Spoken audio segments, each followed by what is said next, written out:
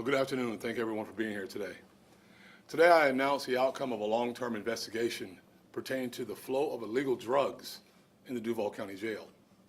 Operation Snow Globe has culminated in 17 arrests, including that of a former JSO correctional officer, the former correctional officer's sister, and a City of Jacksonville Public Works employee, and 14 jail inmates. Additionally, there are 7 outstanding arrest warrants for other individuals criminally involved in this conspiracy. This operation spanned 6 months and utilized the JSO Narcotics Unit and the Advanced Investigative Resources of JSO's Integrity Unit, a specialized unit with expertise in handling highly sensitive investigations into public officials and to police corruption. Yesterday morning, Monday, April 29, 2024, former correctional officer Kobe Collette was arrested for the following: 1 count of unlawful compensation or reward for official behavior, a second-degree felony; 3 counts of criminal conspiracy, a third-degree felony; 1 count of money laundering, a third-degree felony; 1 count of introduction of contraband in a detention facility, which is also a third-degree felony. Collette was employed by the Jacksonville Sheriff's Office for 2 years and 4 months. His date of hire was December 6, 2021.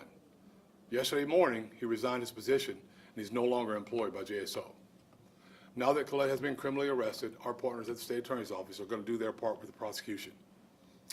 The following is a summation of the facts which support Collette's arrest. In October 2023, JSO's Integrity Unit received information from a confidential source that Collette was delivering various narcotic substances to inmates housed in the Duval County Jail. On October 23rd, we quickly stripped him of all of his authority as a correctional officer and removed him from the jail. This information received by detectives spurred a 6-month-long investigation, which included extensive witness interviews, review of video evidence, and detailed examination of financial records. This lengthy investigation culminated in Collette's arrest yesterday morning. Also arrested yesterday morning was Collette's sister, Elisha Hughes, as a co-defendant to her brother. Hughes acted in consort with Collette, also profiting off the distribution of illegal narcotics in the jail Hughes was arrested for. 3 counts of criminal conspiracy, a third-degree felony; 1 count of money laundering, a third-degree felony. And Operation Snow Globe uncovered that Collette was not the only individual responsible for the flow of illegal narcotics into the jail. During the 6-month investigation, a City of Jacksonville Public Works employee was arrested when this investigation uncovered his criminal activity. On January 2nd, 2024, Corey Copeland was arrested for selling drugs to inmates who were serving on work crews under his supervision.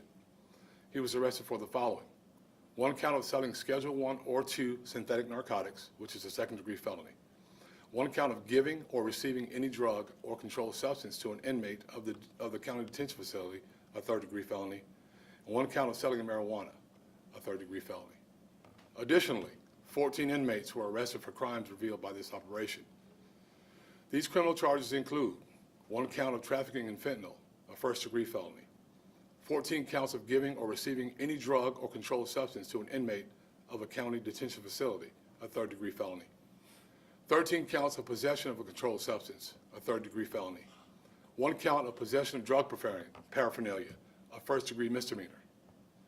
And to be clear, we cannot affirmatively connect all these individuals' arrests to the illegal narcotics distribution spearheaded by Collette.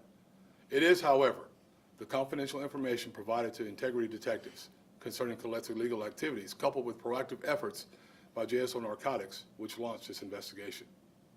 In turn, Operation Snow Globe unearthed a great deal about illegal narcotics activity in the jail.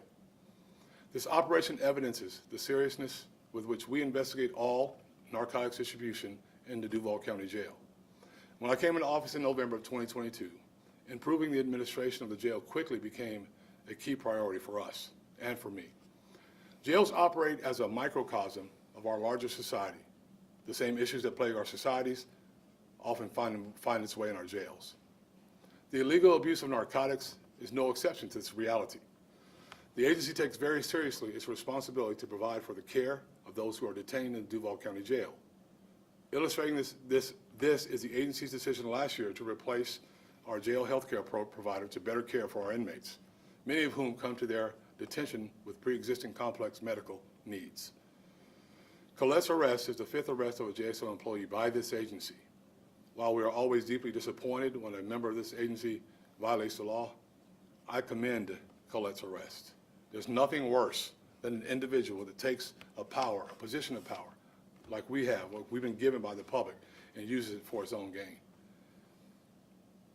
Detectives have worked tirelessly for months in great secrecy, so this operation could reveal how illegal narcotics gets to our inmates in our jail. This operation also unveiled the illegal activity of a former correctional officer and a city employee, and I'm glad that their criminality has been unearthed. There's nothing that police despise more than officers who dirty the badge, who disparage the agency of such an honorable profession, a profession that I've spent most of my life doing. Colette will now be held accountable for his actions. And with this arrest, I hope the public recognizes both how seriously we take our responsibilities for the care of our inmates and our charge, and how committed we are to fettering out those in this agency who do wrong. I hold officers of this agency to a high standard, to the very highest of standards, and that's the way it should be. As I've said many times before, no one's above the law. When our investigators have probable cause to arrest a JSO employee for a violation of the law, we'll effectuate that arrest without hesitation, without any sense of allegiance to anyone or to that employee. This operation has allowed our agency to conduct a complete evaluation and reconsideration of some of our security measures concerning the movement of all persons in and around our jail. We have changed security measures to help stop the flow of illegal drugs into our detention facility, all with an eye towards improving safety and security in our jail. So I'd like to commend our detectives who conducted this investigation for their integrity, thoroughness, and commitment. And before I take questions, I'd like to make another statement regarding the incidents that took place yesterday in Charlotte-Mecklenburg. So on behalf of the men and women of the Jacksonville Sheriff's Office and myself, I send my deepest condolences to the Charlotte-Mecklenburg Police Department, the United States Marshal Service, and the North Carolina Department of Adult Corrections for the unimaginable loss that they suffered yesterday. And what will stand as a dark day in American law enforcement history, 4 law enforcement officers were murdered and 4 additional officers suffered gunshot wounds while simply trying to serve a lawful arrest warrant. The Jacksonville community and our nation grieves the tragic loss of and the injury to these heroes and dedicated public servants. As law enforcement officers, we know that each day we may have to barter our own lives in service to our community.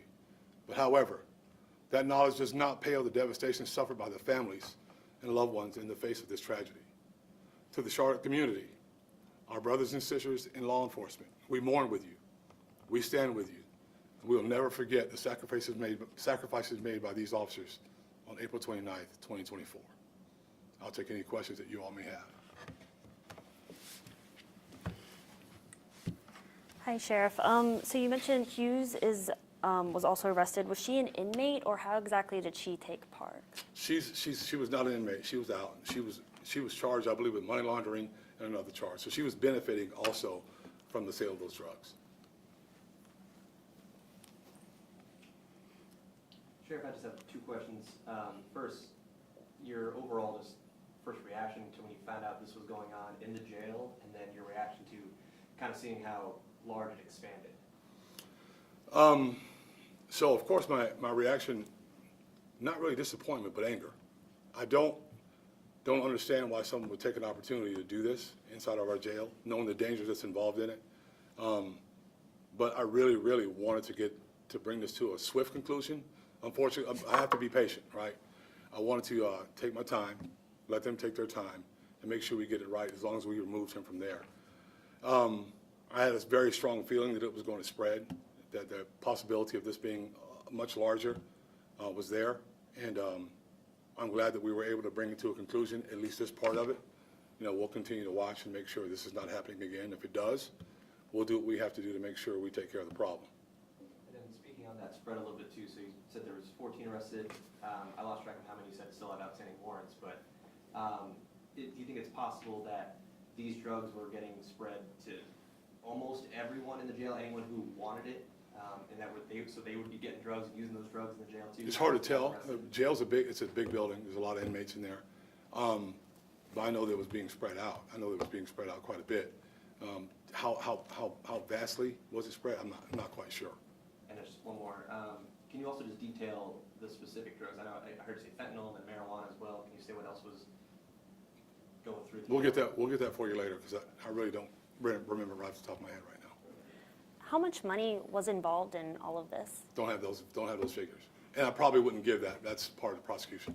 And if you're able to, would you be able to describe what kind of changes with the security measures in the jail you're talking about? I won't share that, because the security measures inside the jail are very important for us to keep confidential, so that we can be able to find these things out when these things happen. You know, it's very important for us to be able to.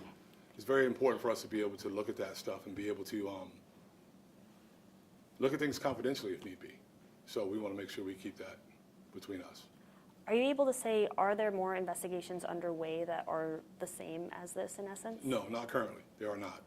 I can tell you this: if you want to come to JSO, and we welcome the best and the brightest. If you want to come to JSO and your intent is to come here and do something illegal, don't, because we are going to find out.